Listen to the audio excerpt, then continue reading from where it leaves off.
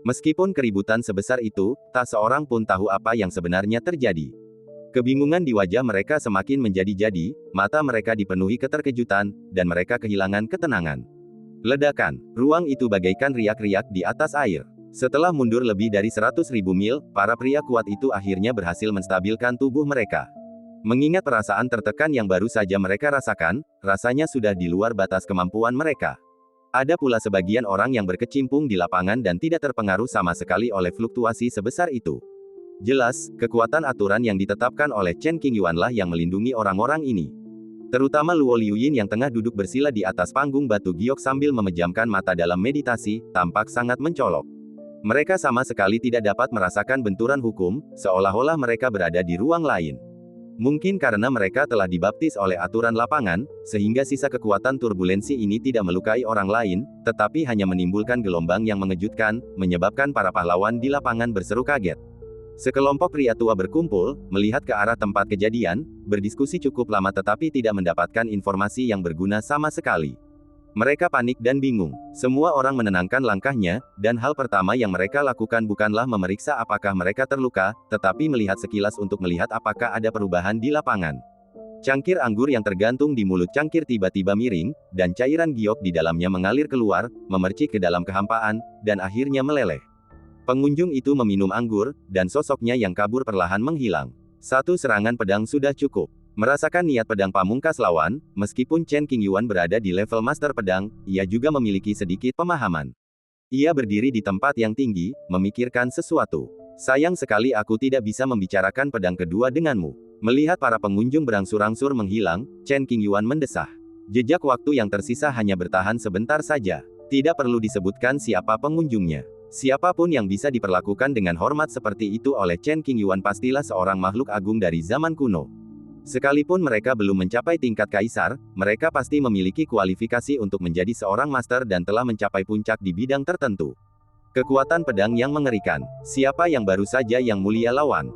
Kenapa kami tidak melihatnya? Langit berbintang ini masih menyimpan beberapa aturan pedang pamungkas, yang dapat dirasakan dengan jelas oleh para penguasa. Setelah mengamati cukup lama, mereka hanya melihat segelas anggur tumpah ke dalam kehampaan, tak ada yang lain. Yang mulia, sekitar selusin tetua dari klan kuno berkumpul, berbagi pendapat. Menggabungkan berbagai detail, mereka menghasilkan teori yang mengejutkan, untuk menantang tokoh sejarah. Ledakan, kata-kata ini mengejutkan semua orang. Saya mendeteksi sedikit fluktuasi dalam hukum waktu. Zhao Jianghe, seorang kurcaci, berada di level kaisar semu. Kekuatannya telah mencapai puncak di mata dunia, dan apa yang ia katakan sangat kredibel. Metode yang mulia benar-benar di luar imajinasi kami. Tak seorang pun meragukan Chen Qingyuan mampu melakukannya, mereka hanya terkesima dan menyesal tak cukup kuat untuk menyaksikannya. Sayangnya, saya tidak punya cukup keterampilan untuk menjadi penonton yang berkualitas. Banyak biksu jembatan ilahi mendesah dan meratap karena mereka tidak dapat menemukan jejak para pahlawan kuno. Belum lagi para biksu jembatan ilahi pada umumnya, bahkan para eksistensi teratas di bidang ini pun tak mampu menembusnya. Wajah mereka selalu penuh keraguan, mata mereka terbelalak lebar, dan mereka tak mampu berkata-kata. Ini baru permulaan. Saya tidak tahu siapa yang mengatakan ini, tetapi ini sangat menyentuh hati semua orang. Begitu dia selesai berbicara, jari telunjuk kanan Chen Qingyuan menari lebih cepat, mengukir pola yang sangat rumit di kehampaan, yang seharusnya menarik jejak kaki orang-orang yang lebih berkuasa. Semua orang menonton dengan napas tertahan. Jalan hijau membelah angkasa. Sosok yang menjulang tinggi dan agung, muncul dan menghilang dari sungai waktu yang panjang, menyusuri jalan ini dan langsung menuju dojo. Mungkin tamu bersejarah yang diundang kali ini lebih kuat, dan gambaran ringkas hukum tersebut dapat ditemukan oleh segelintir tokoh berpengaruh.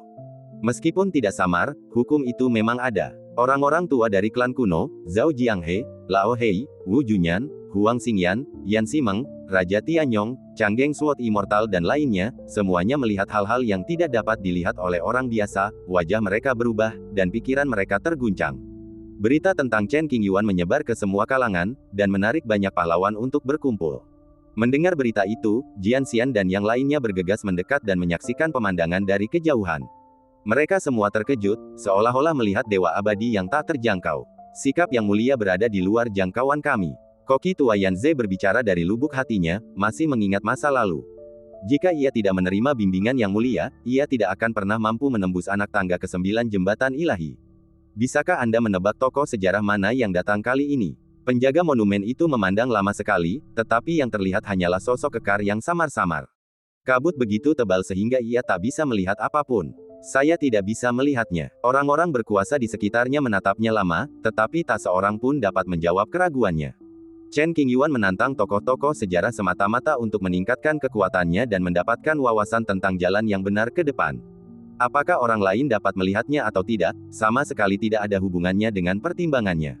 Tolong, di atas panggung batu giok di inti kuil Tao, Chen Qingyuan menuangkan secangkir nektar lagi dan mengirimkannya kepada tamu terhormat melalui udara sebagai tanda penghormatan. Meskipun jejak kaki mereka berbeda di masa lalu dan tidak ada kesadaran naluriah, keduanya seolah bertemu kembali setelah sekian lama. Tamu itu berhenti dan meminum anggurnya. Anggur itu melewati sosok itu dan tumpah ke dalam kehampaan, meninggalkan perasaan sunyi yang tak terlukiskan. Waktu memang kejam. Seorang pahlawan yang dulu tak terkalahkan akhirnya berubah menjadi segenggam tanah, membuat orang-orang mendesah. Aku pernah bertarung denganmu di Menara Tiansu, tapi aku tidak menikmatinya saat itu. Aku berharap bisa merasakan kemampuanmu yang sebenarnya hari ini. Yang lain tidak tahu siapa pengunjung itu, tetapi Chen Qingyuan mengetahuinya dengan jelas. Menara Tiansu yang disebutkannya tak lain adalah harta karun Kaisar Taiwei. Bahkan hingga kini, Menara Tiansu masih menjaga jembatan ilahi, menstabilkan situasi dan menjaga keseimbangan. Belum lama ini, ketika Chen Qingyuan masih muda, ia secara tidak sengaja memasuki Menara Tiansu di Tanah Tua dan bertemu banyak hantu orang-orang kuno yang kuat. Ia memenangkan setiap pertempuran di wilayahnya. Tamu terhormat ini telah menemui saya di lantai 4 Menara Tiansu. Kaisar Changjue lahir di zaman kuno. Ia terlahir sebagai iblis, dan cahaya ungunya memancar sejauh 3 juta mil, menarik banyak pemimpin tingkat tinggi untuk menjelajah. Bahkan saat dia masih muda, dia menunjukkan kehebatannya, menekan generasi muda sedemikian rupa sehingga mereka tidak berani mendongak dan takut padanya. Dia beruntung dan menjalani perjalanan mulus menuju tahta. Ia mengalami nasib sial di masa tuanya. Dalam mengejar kehidupan abadi, ia jatuh ke dalam kegilaan. Pada akhirnya, ia tidak ingin mencelakai orang-orang dan memaksakan diri untuk mati. Datang, Chen Qingyuan berteriak keras, penuh semangat kepahlawanan. Jejak kaki Kaisar Changjue terukir di sudut langit ke-9. Ketika dipanggil oleh Chen Qingyuan, tentu saja ia harus menunjukkan sikap agung yang seharusnya dimiliki seorang raja. Dia hanya mengangkat tangan kanannya dan menekan udara dengan jari telunjuknya. Ledakan. Seketika seluruh dojo berguncang. Hukum pola kekaisaran menyebar, dan jari raksasa yang transparan tiba-tiba muncul di langit, merobek ruang angkasa yang tak terhitung jumlahnya dan turun dari langit dengan kekuatan kerajaan yang luar biasa. Jari raksasa itu menekan, dan langit serta bumi berguncang. Kekuatan sisa yang terpancar darinya membuat makhluk-makhluk kuat yang tak terhitung jumlahnya bersujud. Kaisar Changjue, Jari Hunyuan. Metodenya kuat dan dahsyat. Ia menyadarinya sejak muda. Kemudian, ketika naik tahta, ia menyimpulkannya hingga ke alam tertinggi.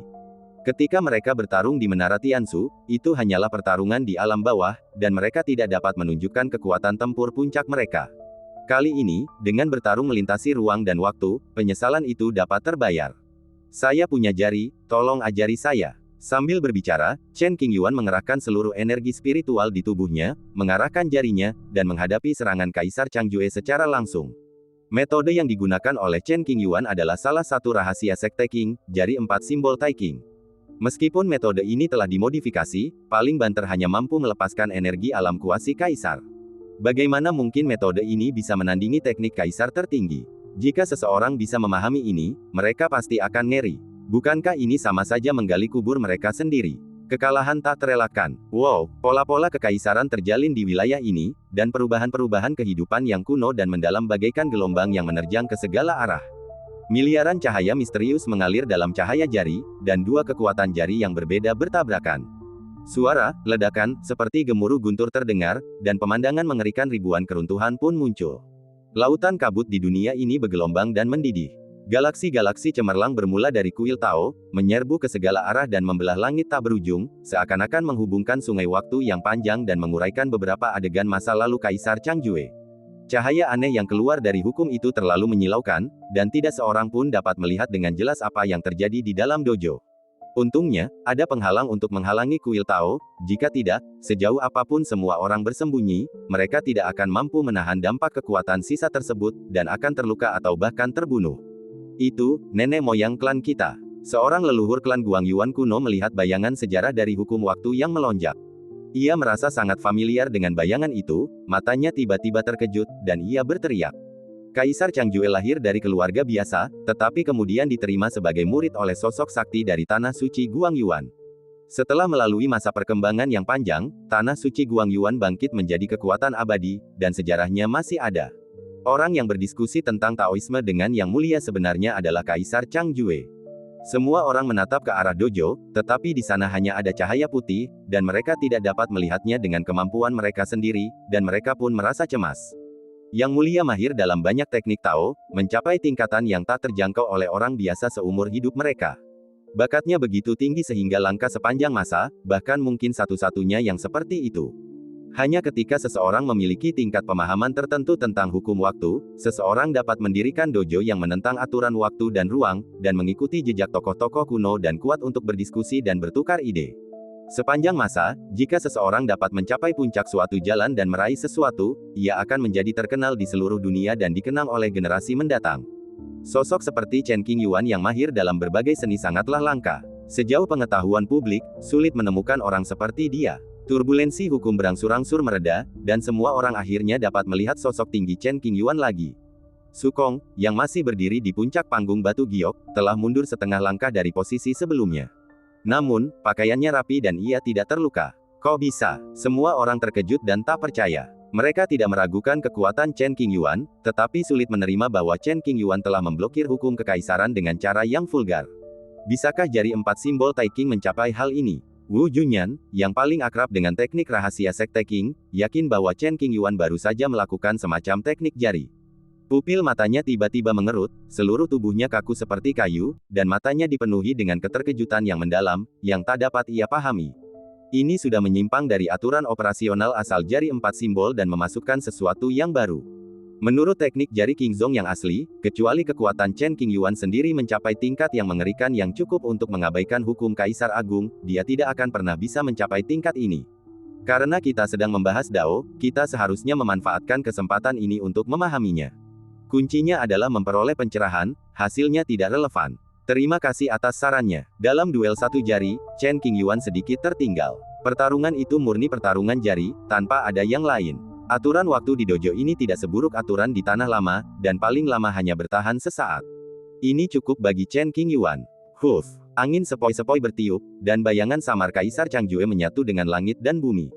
Pola-pola kekaisaran yang tersebar di seluruh wilayah juga menghilang, seolah-olah tak pernah muncul, bagaikan mimpi besar. Masih ada jalan panjang yang harus ditempuh. Beberapa wawasan yang ia peroleh sementara tidak memberikan banyak bantuan bagi Chen Qingyuan. Ia perlu berdiskusi dengan makhluk-makhluk yang lebih unggul, mendapatkan esensi dari jalan mereka, dan mengintegrasikannya ke dalam tubuhnya sendiri, sehingga ia dapat membersihkan kabut di jalan di depannya dan membuat tubuh reinkarnasinya melangkah lebih jauh dan mencapai tingkat yang lebih tinggi. Desir. Dengan lambaian tangannya, 12 bantal muncul di depannya. Dengan Chen Qingyuan sebagai titik inti, ia membentuk-bentuk kipas. Saya ingin mentraktir kalian semua dengan pesta dan anggur keruh. Saat ia selesai berbicara, aura kuat terpancar dari tubuh Chen Qingyuan. Di belakangnya, terdapat bintang-bintang yang tak terhitung jumlahnya, bersinar dengan cahaya yang cemerlang, dan aura misterius penciptaan beredar di sekelilingnya. Kuil Tao berguncang pelan, dan aturan serta tatanan langit ke-9 menunjukkan sedikit fluktuasi abnormal. Lautan kabut di berbagai tempat terus bergolak, dan berbagai fenomena aneh muncul. Ledakan, ledakan, suara sayup-sayup genderang perang terdengar dari langit, kuno dan merdu, mencakup perubahan-perubahan tahun yang tak berujung dan menyingkapkan perubahan-perubahan yang tak terhingga. Bah, di puncak alam ini, ribuan burung bangau berkumpul, mengepakkan sayap dan terbang tinggi, berkicau nyaring. Mereka seakan datang dari dunia lain, penuh pesona abadi, tanpa jejak aura duniawi. Ats by Pub Future. Hanya dalam waktu singkat minum teh, suasana di sini berubah drastis. Kekuatan aturan waktu, yang tidak terlihat oleh orang biasa, menyebar dari jauh dan mencapai dojo. Gelombang tekanan yang mengerikan menimpa orang-orang yang hadir, menyebabkan mereka gemetar seluruh tubuh, langkah mereka menjadi tidak mantap, dan hampir berlutut. Mundur, mundur. Pada titik ini, kebanyakan orang bahkan tidak memenuhi syarat untuk berdiri di sini dan menonton. Serangan tiba-tiba dari tekanan kuno itu terlalu mengerikan, dan bahkan dengan perlindungan aturan dojo, tidak ada jaminan bahwa tidak akan ada kecelakaan. Demi alasan keselamatan, Anda sebaiknya mundur lebih jauh untuk memastikan Anda tidak terkena dampak. Hanya sejumlah kecil orang, seperti Chang Geng Sword Immortal, yang mampu berdiri di kehampaan sedikit lebih dekat ke dojo, melihat lebih dekat, dan memandangnya dengan keterkejutan di wajah mereka. Fluktuasi emosional dalam hati seseorang sulit dijelaskan dengan kata-kata duniawi. Huff dan puff. Angin kencang bertiup, dan lautan kabut di dunia ini bergulung semakin kencang. Ledakan. Suara genderang perang kembali terdengar, dan sebuah lubang muncul di angkasa di suatu tempat di dekatnya.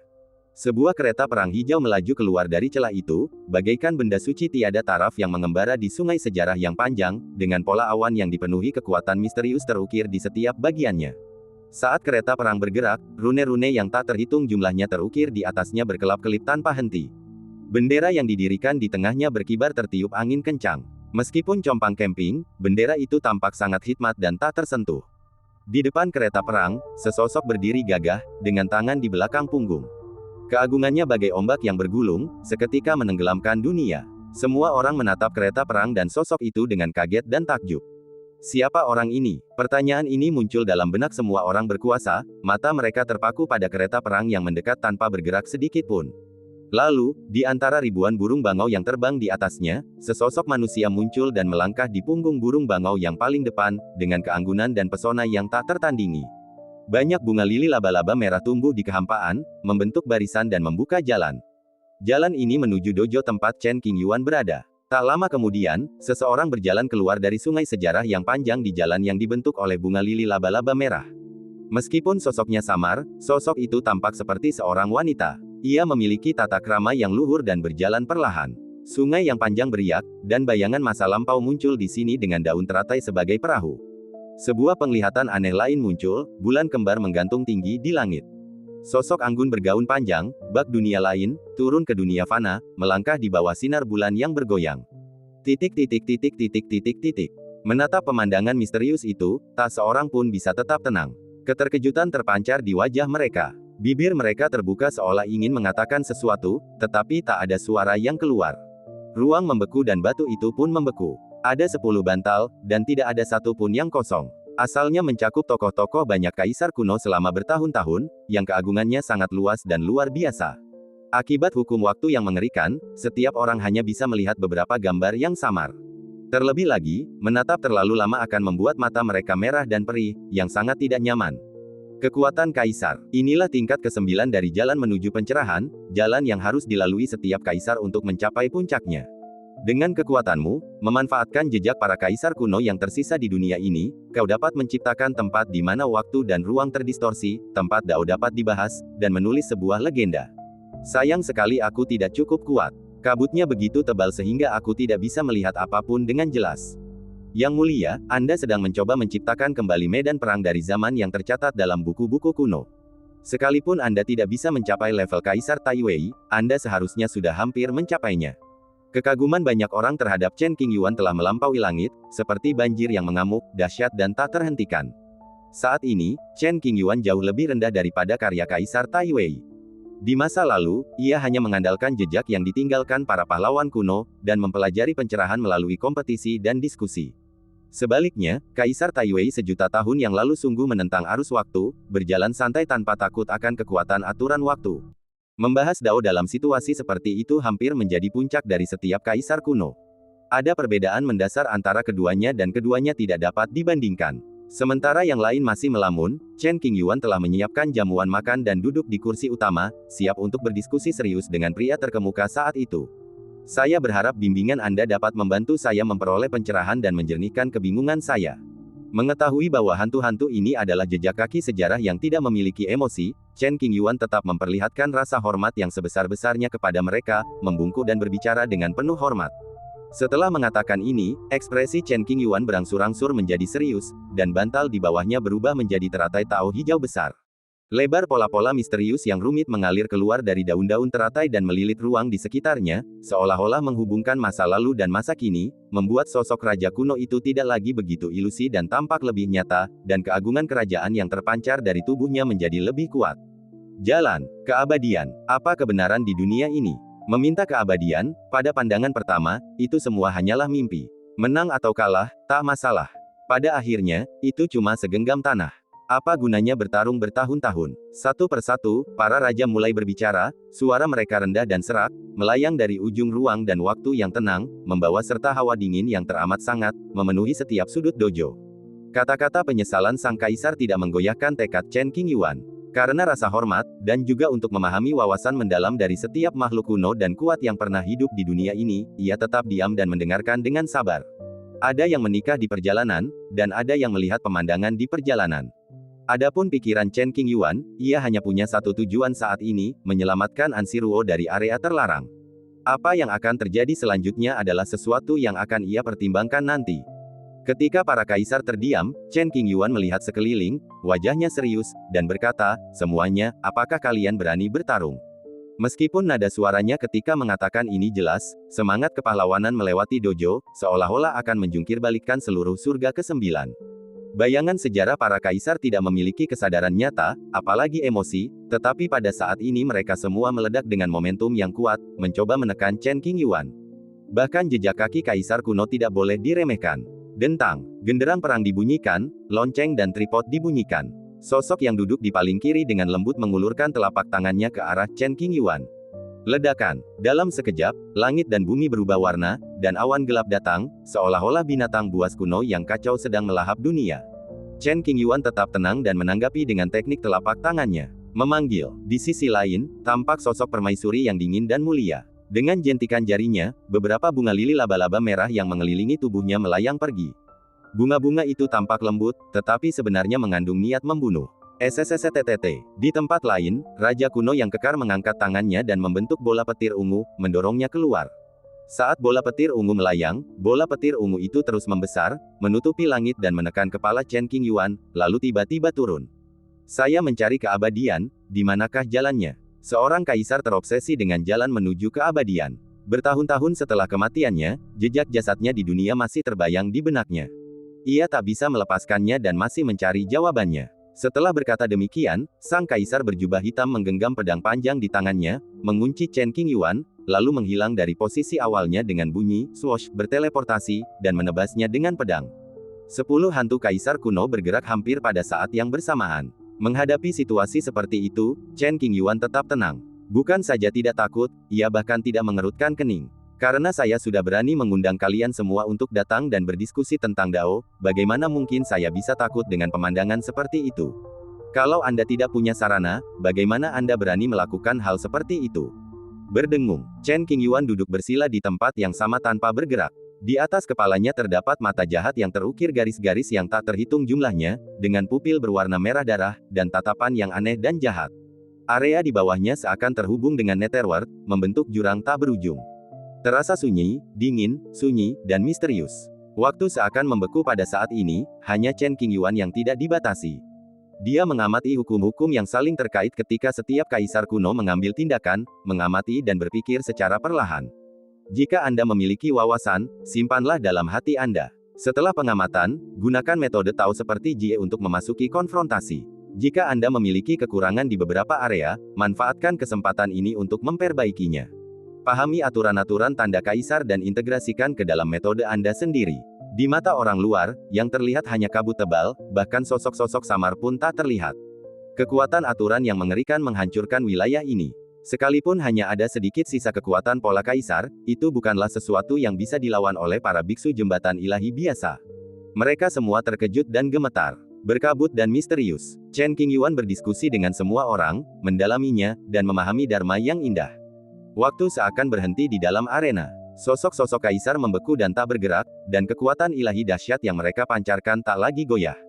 Segalanya terasa begitu aneh. Air bulan adalah yang paling lembut dan paling tenang. Ia menyehatkan segala sesuatu dan mengandung makna sejati. Sihir guntur itu ganas dan kuat, sangat yang dan sangat kuat.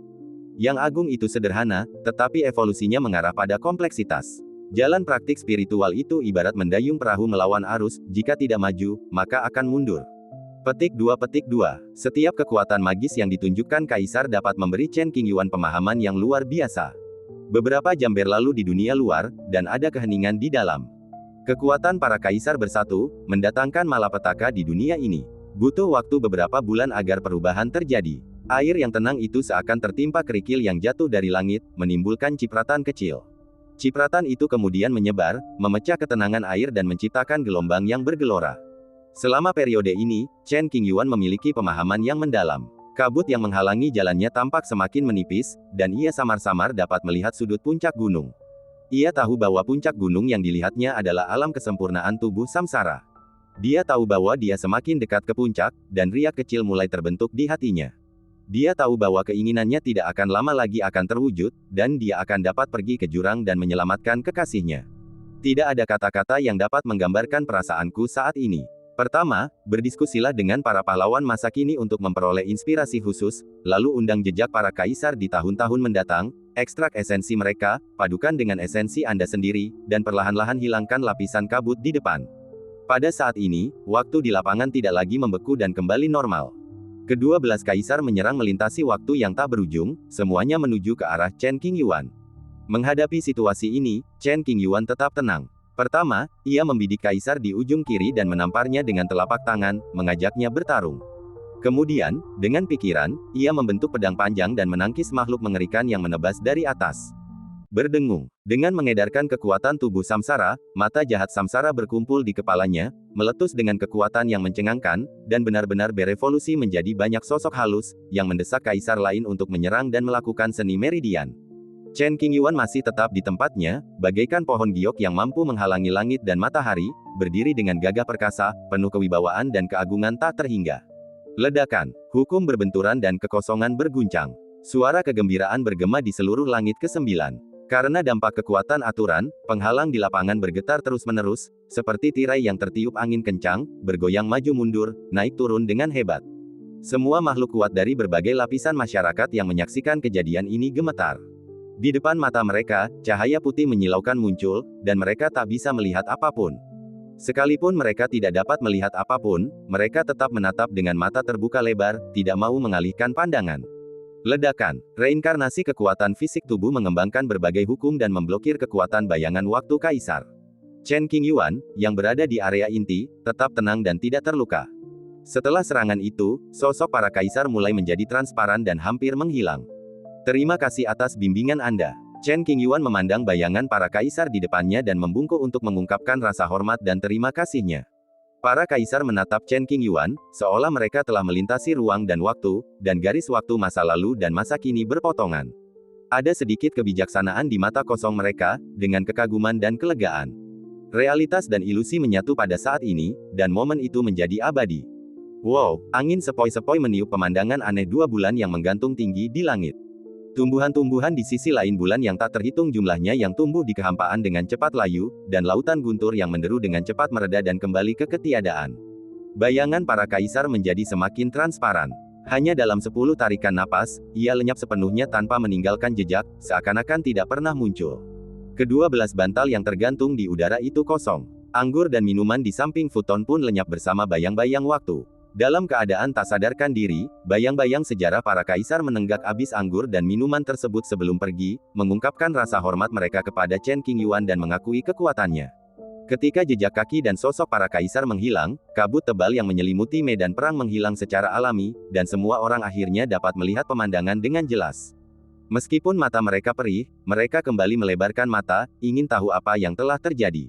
Akan tetapi, saat semua orang menoleh, mereka hanya dapat melihat Chen Qingyuan berdiri di atas, tetapi tidak ada jejak raja-raja kuno itu. Apa yang terjadi selama beberapa bulan itu? Banyak orang berkumpul bersama, menatap kosong pada pertanyaan itu. Yang Mulia harus memenangkan perdebatan dengan Anda semua. Orang-orang kuat yang sangat mengagumi Chen Qingyuan bergumam. Saya tidak menemukan luka apapun di tubuhnya, jadi dia pasti tidak mengalami cedera apapun. Para tetua klan kuno tengah membicarakan masalah ini, pandangan mereka tertuju pada Chen Qingyuan, tak pernah beralih sedetik pun. Bersaing dengan para sakti zaman dahulu sungguh merupakan prestasi yang luar biasa. Menurut pendapat saya, Yang Mulia tak diragukan lagi akan menang. Keanggunan dan keanggunan Anda tak tertandingi. Kekaguman semua orang terhadap Chen Qingyuan semakin meningkat. Di dalam arena, Chen Qingyuan sudah mendapatkan beberapa wawasan. Ia duduk bersila di udara dan perlahan menutup matanya. Ada mata samsara di atas kepala dan jurang kegelapan di bawah tubuh. Visi kuno mengelilingi tubuh, dan kekuatan misterius menyebar kemana-mana. Lingkaran putih samar perlahan muncul di tubuhnya, dan aura misterius terasa begitu kuat. Hukum langit dan bumi seakan menyelimutinya bagai kain, membuat dunia tak mampu melihat menembusnya. Mereka menatap dengan linglung, tak mampu menyembunyikan keheranan mereka. Dengan memadukan keterampilan orang lain dan menyempurnakan kitab suci kuno reinkarnasi yang diciptakan sendiri, seseorang dapat menyempurnakan buah ritme kaisar dan mencapai alam yang lebih tinggi. Beberapa lapis pembatasan dipasang di sekujur tubuhnya, menghalangi kontak dengan dunia luar, sehingga ia bisa bermeditasi dengan tenang dan tidak terganggu oleh kekuatan eksternal. Yang Mulia, apakah Anda akan pergi menyendiri? Dia pasti mendapatkan beberapa wawasan. Setelah keluar dari pengasingan, kekuatan Yang Mulia pasti akan semakin besar. Saat itu, tak seorang pun akan menjadi lawan Yang Mulia. Tak seorang pun di dunia ini yang dapat bersaing dengannya untuk memperebutkan tahta. Kerumunan orang menyaksikan, berbisik-bisik, dan sering kali berseru-seru karena takjub, tak mampu mengalihkan pandangan. Saat Chen Qingyuan mulai mundur, para biksu Shen Xiao yang tinggal di lapangan terbangun satu demi satu. Kali ini, berdiskusi tentang jejak waktu dengan para kaisar telah membuahkan hasil yang cukup. Karena itu, tidak perlu membuang-buang energi lagi. Sebelum mencabut aturan diskusi, Chen Qingyuan tetap memberikan arahan kepada mereka. Sejauh mana mereka bisa melangkah di masa depan bergantung pada kemampuan dan keberuntungan mereka sendiri. Jalan yang ditempuh orang-orang ini cukup unik, dan mungkin suatu hari nanti mereka akan benar-benar menjadi terkenal. Setelah mereka bangun, hal pertama yang mereka lakukan adalah mencari keberadaan Chen Qingyuan. Dia mendongak dengan penuh rasa hormat, membetulkan penampilannya, dan membungkuk. Kasih karunia Yang Mulia terukir di hati saya dan tidak akan pernah terlupakan. Jika seseorang menyapa Anda dengan sopan, bicaralah dengan tulus. Meskipun mereka tidak ingin pergi secepat itu, mereka tidak bisa tinggal lama. Mereka dipaksa pergi ke dunia luar oleh kekuatan halus yang berada di dalam aturan dojo. Selain Chen Qingyuan, ada satu orang lagi yang tersisa di dojo. Luo Liuyin, yang sedang duduk di atas panggung batu giok, masih asyik dengan dunianya sendiri. Ia berada di saat kritis, dan aura yang memancar dari tubuhnya terus berubah, membuatnya tak tenang. Justru karena kondisi Luo Liuyin berbeda dan saat itu merupakan saat yang sangat kritis, maka Chen Qingyuan tidak ikut campur dan membiarkannya tinggal di sini.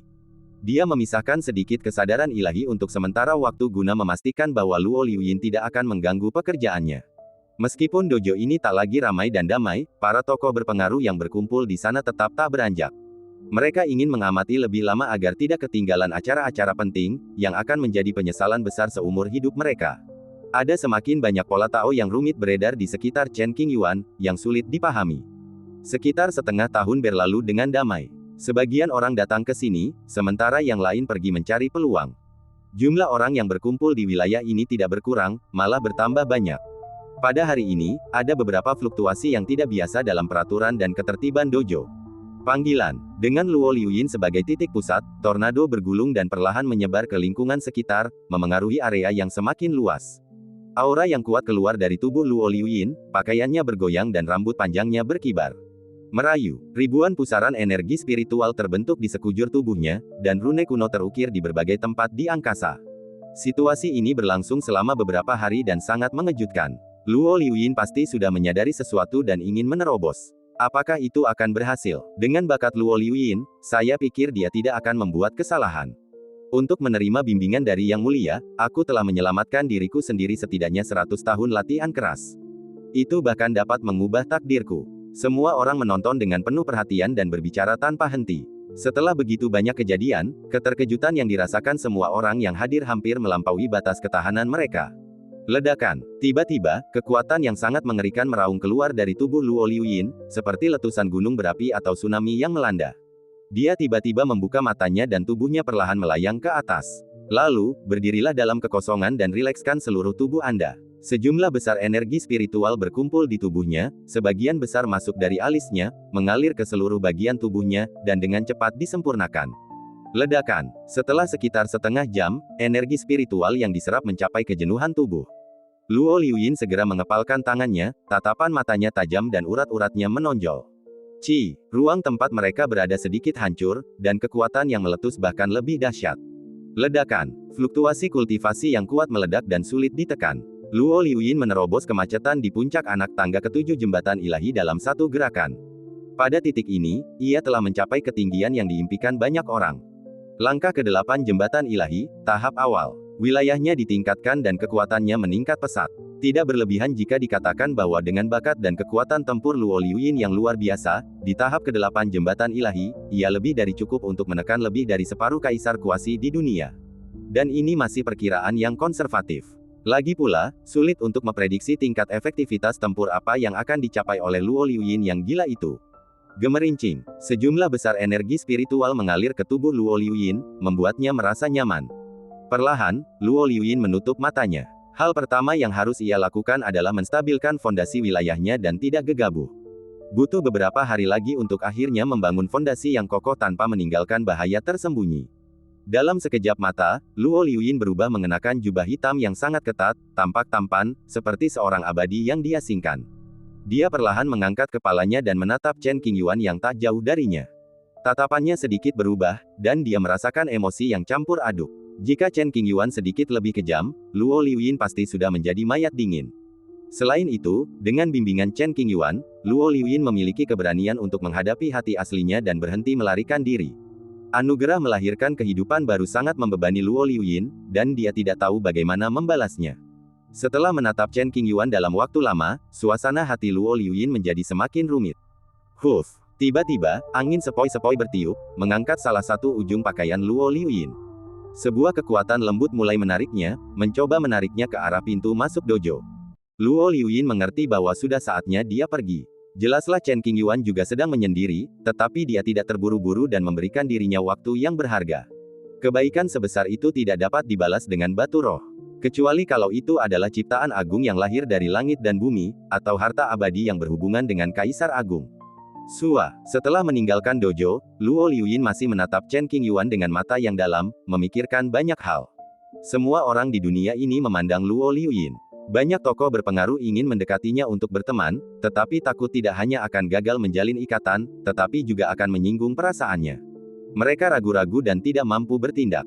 Chen Qingyuan. Setelah waktu yang lama, Luo Liuyin mengulangi nama Chen Qingyuan, menyingkirkan semua pikirannya, berbalik, dan berencana untuk pergi.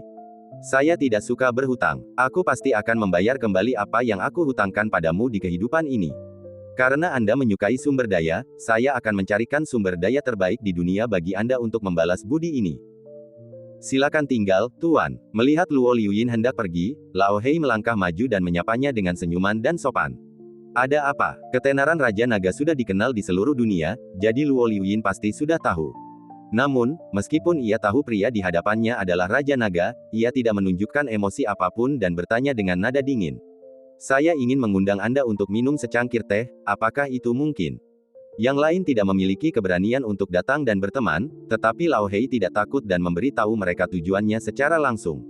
Tidak ada waktu. Setelah mengatakan ini, Luo Liuyin melangkah maju, gerakannya tegas dan tanpa penundaan. Memanggil. Dalam sekejap mata, sosok Luo Liuyin menghilang di cakrawala, dan tidak ada seorang pun yang tahu kemana dia pergi. Sombong sekali. Lao Hei tidak marah. Pihak lain adalah orang yang sangat berkuasa, jadi wajar saja jika ia sedikit marah. Ia bergumam pelan, temperamennya mirip dengan Lao Wu. Wu Junyan yang mendengar ini tampak acuh tak acuh dan terlalu malas menjelaskan. Itu masih perbedaan yang besar. Huang Xingyan tidak setuju dengan pandangan ini dan berkata, Wu Tua hanya pendiam dan pendiam, tidak sedingin dan sombong itu. Lao Hei kembali ke teman-temannya dan mengangguk, benar. Aku punya firasat bahwa aku mungkin bukan lawan Luo Liuyin. Zhao Jianghe yang pendek telah tinggal di sini selama ini tanpa mencari sumber daya.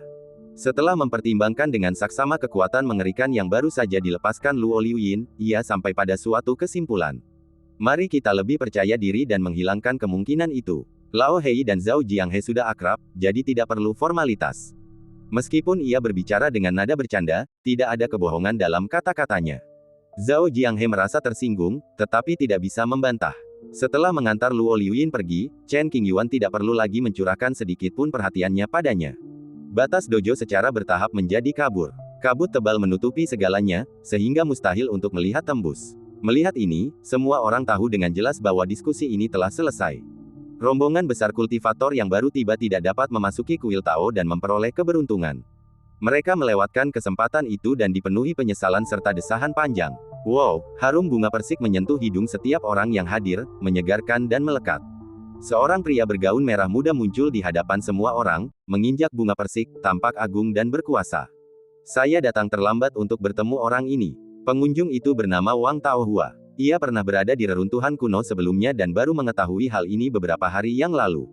Ia bergegas menghampiri, tetapi tidak sempat bertemu dengannya. Siapa dia? Banyak orang tidak mengenal Wang Taohua, mereka hanya merasa bahwa tekanan yang terpancar dari setiap gerakan orang ini sangat kuat, dan dia pasti orang yang kuat dengan latar belakang yang hebat. Dao You, Dewa Pedang Changgeng dan Wang Taohua sama-sama jenderal di bawah komando Kaisar Taiwei. Mereka pernah bertemu sebelumnya dan cukup akrab, jadi mereka melangkah maju untuk menyapa. Ceritakan padaku tentang apa yang terjadi di sini. Wang Taohua berdiri dengan tangan di belakang punggungnya, mengangguk sebagai jawaban, dan menatap dojo yang diselimuti oleh hukum kuno dan kabut tebal.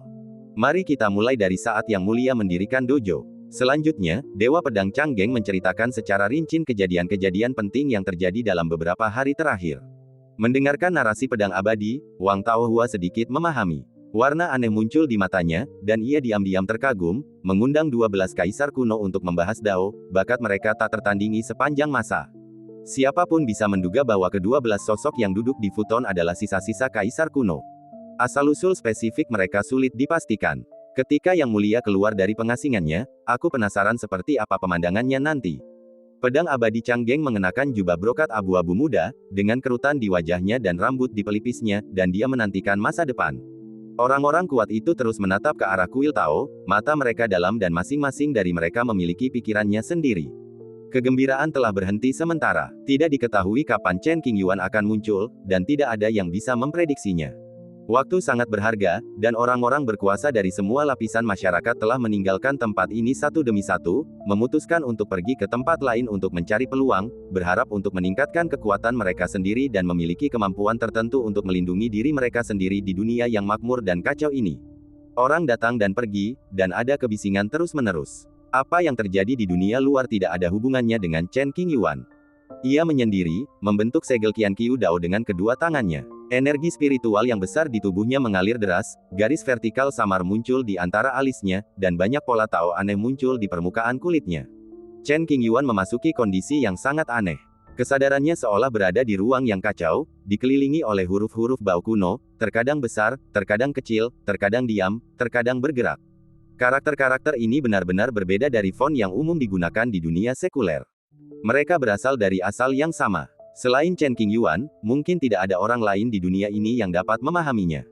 Dengung-dengung-dengung. Suara samar Tao masih terngiang di telingaku, bagaikan suara para dewa, yang menyucikan jiwaku. Bertahun-tahun yang lalu, Chen Qingyuan memperoleh sebuah fragmen kitab suci Dongyang. Tokoh sakti kuno yang menciptakan kitab suci kuno ini adalah seorang Taois tingkat 3 dan dengan bakat luar biasa. Dengan mengintegrasikan metode perbaikan rantai Dongyang Canjing, Chen Qingyuan memperoleh wawasan hebat darinya dan menciptakan jalur yang unik baginya. Dharma yang disadarinya disebut Sutra Samsara. Sebelumnya, Chen Qingyuan telah menyimpulkan setengah dari Sutra Reinkarnasi, tetapi kemudian menemui hambatan dan tidak dapat membuat terobosan. Kali ini saya membuat ranah untuk berdiskusi tentang Dao, dan saya memperoleh banyak wawasan. Pada kesempatan ini, saya akan mencoba menyimpulkan bagian kedua dari Samsara Sutra. Saya tidak akan mengatakan ini sudah lengkap, tetapi setidaknya saya ingin meraih kesuksesan besar. Dengan cara ini, Chen Qingyuan dapat menyingkirkan kabut di depan dan bergerak menuju posisi yang lebih tinggi. Jika tidak, meskipun Anda memiliki sumber daya tingkat atas yang langka di dunia, akan sulit untuk menerobosnya, seperti lalat yang kehilangan kepala, dan pada akhirnya ada kemungkinan besar sumber daya tingkat atas tersebut akan terbuang sia-sia. Hanya ketika sutra reinkarnasi telah disimpulkan ke tingkat keberhasilan besar, Chen Qingyuan dapat mencapai langkah ke-9 jembatan ilahi. Oleh karena itu, ini adalah situasi yang krusial, dan inilah alasan mengapa ia mendirikan dojo. Jika kita bekerja secara terpisah, kita mungkin tidak akan mencapai apapun. Engah, engah, engah. Tiba-tiba, sedikit cahaya bintang muncul dari tubuh Chen Qingyuan dan melayang ke berbagai tempat di kehampaan, seperti ribuan bintang, membentuk peta galaksi yang sangat besar, cemerlang dan luas, menyembunyikan misteri yang tak terbatas. Di ruang khusus tempat kesadaran bersemayam ini, Chen Qingyuan berada di pusat dunia. Bintang-bintang dan karakter-karakter kuno yang tak terhitung jumlahnya yang terkondensasi di dunia ini semuanya berputar di sekelilingnya. Dengan menggunakan sajak Dao miliknya sendiri, ia membuat peta bintang. Ribuan bintang mengelilinginya. Setelah waktu yang tak diketahui, atmosfer ruang kesadarannya yang tenang hancur oleh ledakan yang keras dan seluruh peta bintang tiba-tiba meledak. Ruang itu terbagi menjadi ribuan pecahan, bergerak perlahan dan tidak teratur, tampak sangat kacau. Termasuk karakter Cina, Bao, yang dibentuk oleh kekuatan sutra reinkarnasi kuno, mereka juga hancur berkeping-keping dan tampak tidak normal. Chen Qingyuan setenang gunung, hatinya setenang air. Gemerincing. Setelah beberapa hari, pecahan-pecahan ruang yang mengambang bebas mulai menata kembali. Setelah setengah bulan, ruang kesadaran kembali normal. Peta bintang tetap sama seperti sebelumnya, tanpa retakan apapun. Di permukaan, kelihatannya sama seperti di awal, tetapi sebenarnya, aturan Rima Dao yang terkandung di dalamnya telah banyak berubah. Cahaya putih pucat memancar dari tubuhnya, dan sebuah bola mengembun di telapak tangannya. Di dalam bola itu, beberapa aliran air mengalir perlahan, mewujudkan ritme dan aturan Dao unik yang sangat cocok dengan Dao Samsara. Ledakan, ledakan, ledakan. Jantung Chen Qingyuan berdetak pada frekuensi khusus tertentu, dan setiap detaknya seperti dering lonceng kuno. Dia bekerja keras untuk membangun ruang hukumnya sendiri dan menyimpulkan arah selanjutnya dari Samsara Sutra. Belum diketahui berapa lama waktu yang dibutuhkan. Dari luar, kuil Tao ini relatif tenang. Paling-paling, akan ada sedikit fluktuasi pada penghalang, yang sulit dideteksi jika tidak diperhatikan dengan saksama. Titik titik titik titik titik titik. Surga ke-9, suatu area rahasia yang tidak diketahui di suatu tempat. Chumo, yang tingginya seperti gunung, mengenakan kemeja lengan panjang berwarna gelap, berambut acak-acakan, dan tampak sulit diatur.